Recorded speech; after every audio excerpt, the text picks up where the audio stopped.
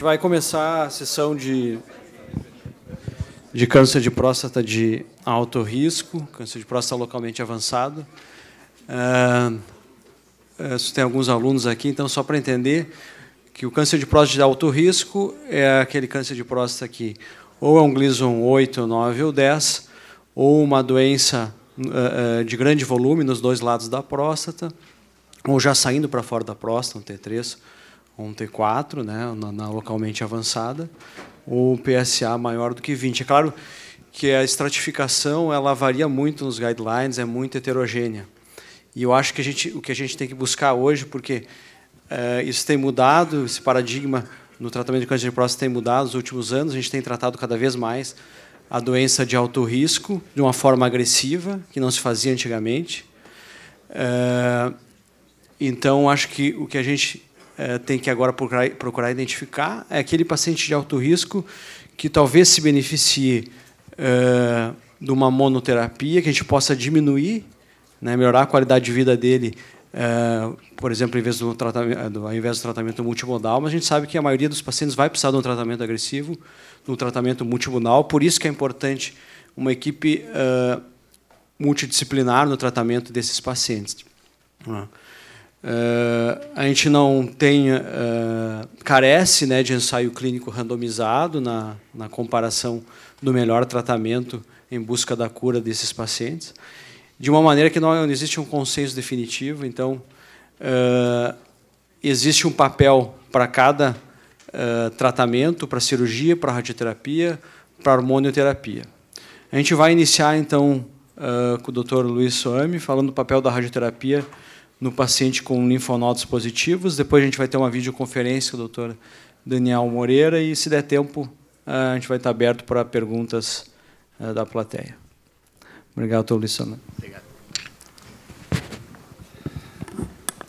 Essa talvez seja uma das palestras mais difíceis de fazer, justamente pelo nosso moderador mencionou, a ausência de grandes informações randomizadas. Esse é o tema, o papel da radioterapia nos linfonodos positivos. Entre o Canadá e os Estados Unidos, são 250 mil pacientes diagnosticados com câncer de próstata por ano, sendo que 12% desses pacientes vão ter linfonodos positivos. Então, vocês imaginam, são mais de 25 mil pacientes por ano que nós temos com linfonodos positivos entre o Canadá e os Estados Unidos. E ainda questiona-se como é que nós vamos tratar esses pacientes, o que mostra apenas que nós somos muito opiniados e pouco cientistas. O que é interessante observar é que Matthew Kupperberg, em 2005, mostrava que a incidência dos linfonodos pélvicos estava diminuindo. Tem uma série de trabalhos mostrados aí, e realmente parecia que, com o passar dos anos, estava diminuindo, 50% em 79, 28% em 2002, e que se observa no gráfico do Dr. Kupperberg justamente a diminuição da incidência dos pacientes de alto risco. O que acontece, na verdade, Albert Brigante apresentou isso no último meeting agora do DIU-ASCO, é que essa diminuição deixou de existir. E agora nós estamos começando a ver de novo um aumento da incidência do linfonodo. Provavelmente o que aconteceu é que houve uma certa época que o urologista, talvez muito sabidamente, não estava operando mais pacientes de alto risco e estava encaminhando esses pacientes para a radioterapia. A instituição dos tratamentos mais chamados minimamente invasivos, particularmente o robótico, fez com que o urologista voltasse a operar esses pacientes, e nós estamos vendo, então, uma maior incidência de linfonodos positivos. E isso mostra também o estudo do CIR, mostrando, então, essa curva de quase uma reta em relação aos anos anteriores e os anos mais recentes. E é isso, na verdade, é a migração dos estádios. O que se operava mais antigamente era pacientes mais de baixo risco, e o nosso colega da urologia, hoje em dia, conseguem operar os pacientes de alto risco também, com eficiência similar ao que eles tinham do passado, e, com isso, se encontram mais linfonodos positivos. Então, nós temos essa situação que, na verdade, os linfonodos não estão diminuindo, eles estão voltando a crescer ou voltando a ter aquela incidência que tinham no passado. Isso foi mostrado hoje de manhã, onde é que eles estão localizados, rapidamente. A maioria está localizado em regiões de cadeias ilíacas externas e internas. Então, o envolvimento dos linfonodos pré-sacrais é muito baixo. Eu estou falando isso para os meus colegas da radioterapia, que existe uma certa tendência, particularmente nos Estados Unidos, de incluir os linfonodos pré-sacrais no campo de radiação. Por exemplo, os estudos do RTOG, eu era obrigado a incluir, apesar da minha discordância, eu era obrigado a incluir os linfonodos pré-sacrais, o que só aumenta a toxicidade. Nossos colegas da cirurgia, geralmente, eles não vão lá nos pré-sacrais para retirá-los, não. A maioria são os externos, os ilíacos externos e internos. Muito bem. Então, qual é o papel da radioterapia? Nós temos que analisar aqui dois cenários. O cenário em que o diagnóstico é feito de uma maneira clínica, ou seja, por imagem, e o cenário em que os doentes são operados ou têm uma biópsia e o linfonodo é positivo patologicamente. E só de curiosidade, se for no NCCN, que é o guia de muitos de nossos colegas que trabalham, inclusive meu também, várias vezes, nós temos essas duas recomendações. Ou você faz hormônio terapia somente, ou você combina hormônio terapia e radioterapia. E quando a gente vai, então, no mesmo NCCN, para os patologicamente positivos, a coisa ainda é mais complexa e mais em cima do muro, porque podemos observar, fazer hormonioterapia somente ou fazer o tratamento combinado. Então, a discrepância de recomendação para o linfonodo positivo, ou seja, diagnosticado clinicamente ou patologicamente. Então, o que nós temos de evidência, talvez nível 1 ou quase lá, para esses nódulos clinicamente positivos? Esse é um estudo publicado pelo Dr. Schroeder.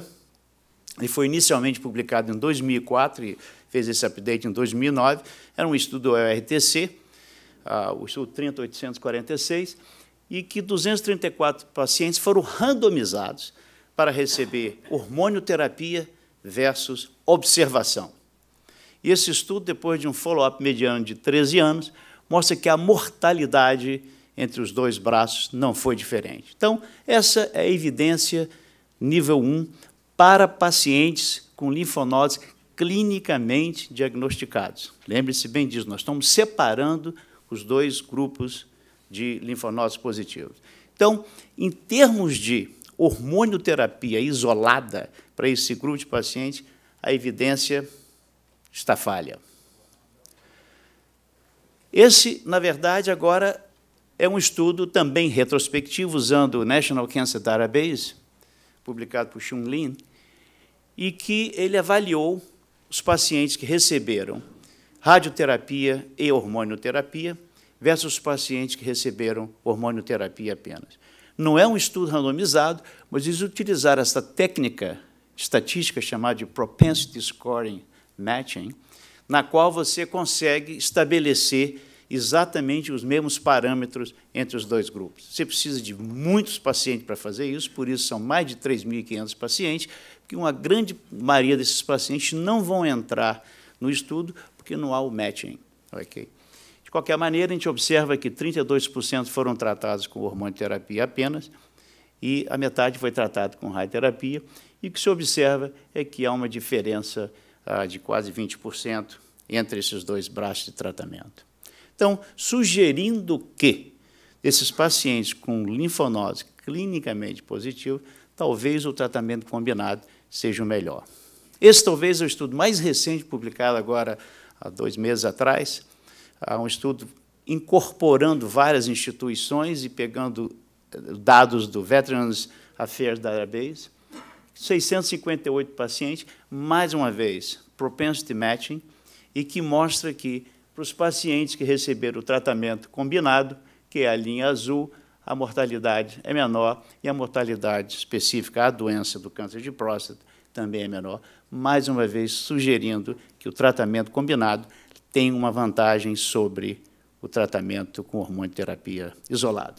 E é importante observar, cada vez que se analisa um estudo novo, é comparar os resultados do braço, que é pior, contra algum estudo randomizado. E quando se avalia esses dois braços aqui, isso é muito parecido com o tratamento de hormonioterapia isolada, daquele primeiro estudo randomizado que eu mostrei do Dr. Schroeder. E aqui mostra, então, de uma maneira gráfica, um outro estudo também recentemente publicado, mais uma vez, uma combinação de instituições e, mais uma vez, tentando combinar os fatores prognósticos da melhor maneira possível, e mostra que o tratamento leva a uma melhoria comparado com hormonioterapia apenas.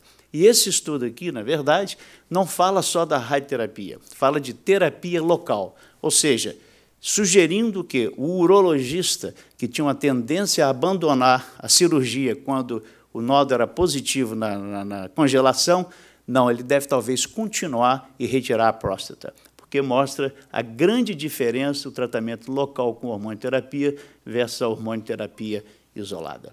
Então, é uma mensagem importante que o tratamento local, independente de ser cirúrgico ou radioterápico, vai levar, talvez, a uma melhora desses pacientes.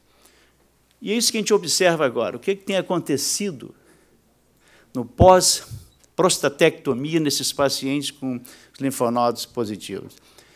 Muito pouco, pouca coisa mudou. Talvez um aumento mais da combinação de rádio e hormonioterapia, mas é incrível que, nesses últimos 10 anos, nós não fizemos absolutamente nada para tentar resolver essa questão. No início dos anos 2000, o RTOG montou um estudo randomizado, que os pacientes recebiam radioterapia e hormonioterapia contra hormonioterapia isolada em pacientes que tinham prova patológica de linfonodos positivos. Esse estudo, depois de 2 anos e meio, tinha 4 pacientes e o estudo teve que ser fechado. 2 dos pacientes, aliás, vieram até da minha instituição. Então, essa nossa opinião de que o que é certo e errado, infelizmente, leva a esse tipo de problema que nós ficamos sem saber como decidir esses pacientes. E os pacientes que agora têm patologicamente positivo? Será que existe alguma diferença? Então, esse talvez seja o estudo mais clássico, que é o estudo do Ed Messing, publicado já 2 vezes, a primeira publicação em 99 no New England, que os pacientes que eram operados e tinham linfonodos positivos, um grupo foi mantido em observação e o outro recebeu hormonioterapia. Vocês observam, então, que essa diferença é estatisticamente significativa e que, no follow-up, 2006, se mantinha, então, indicando que hormonioterapia no paciente patologicamente positivo, lembre-se que o primeiro slide do Schroeder não fazia diferença, clinicamente positivo, nesse caso aqui faz diferença. Mas isso é hormonioterapia isolada versus observação. E agora? E se nós combinarmos, então, radioterapia com a hormonioterapia? Será que nós conseguiríamos alguma coisa? Então, Alberto Brigante, mais uma vez, juntou um grupo de Milão e, com 703 pacientes, estudo não randomizado, quer dizer, ou seja, nós não temos nível 1 de evidência para isso, ele mostra que a combinação de rádio e hormonioterapia foi melhor que hormonioterapia isolada, de uma maneira importante. Na verdade, essa diferença chega a ser a mais de 10%, 15%. Então, existe uma sugestão, e eu falo isso com uma certa trepidação, de que o tratamento combinado, nesse caso, vai levar a um resultado melhor. Esse, talvez, mais uma vez, é um tratamento que vai ter que ser estudado de uma maneira randomizada.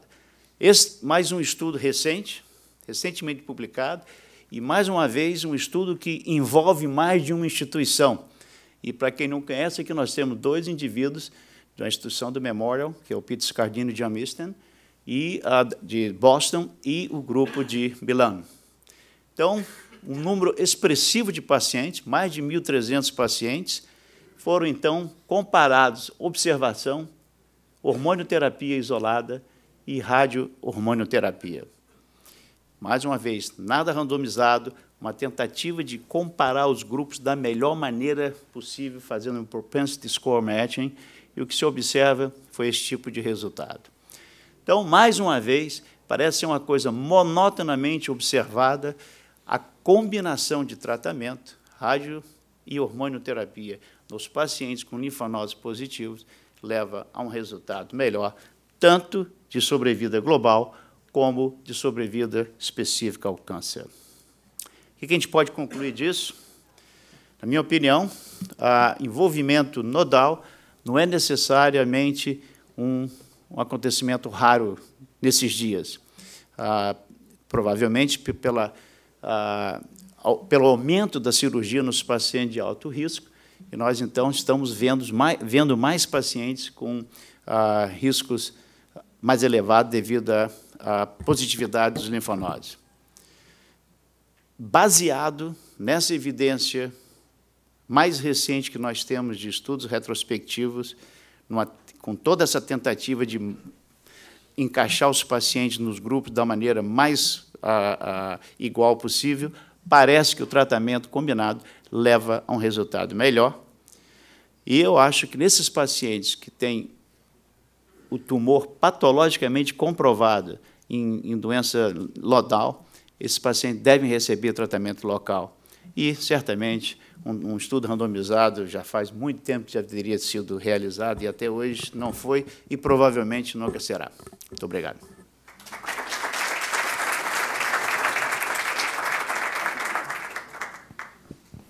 Queria agradecer ao Dr. Luiz pela excelente explanação.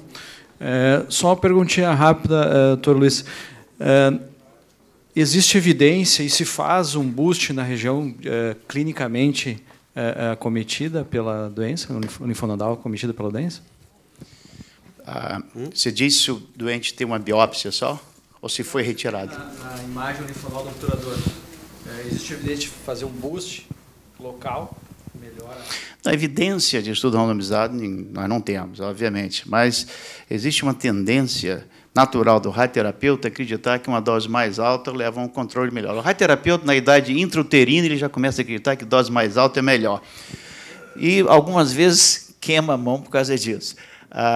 Nesses casos, pensa bem, eu não faço por uma razão muito simples, porque eu vou usar tratamento hormonal combinado. Então, esse é o meu boost. Eu vou fazer o tratamento combinado, faço geralmente 45 a 50 Gray nas cadeias nodais e o tratamento local na loja prostática. Se você vai fazer só radioterapia, sem hormonioterapia, e você tem aquele nódo olhando para você, aí eu levo uma dose mais alta, talvez 50, 54 Gray. Mais evidência de nível 1, não vai achar nunca.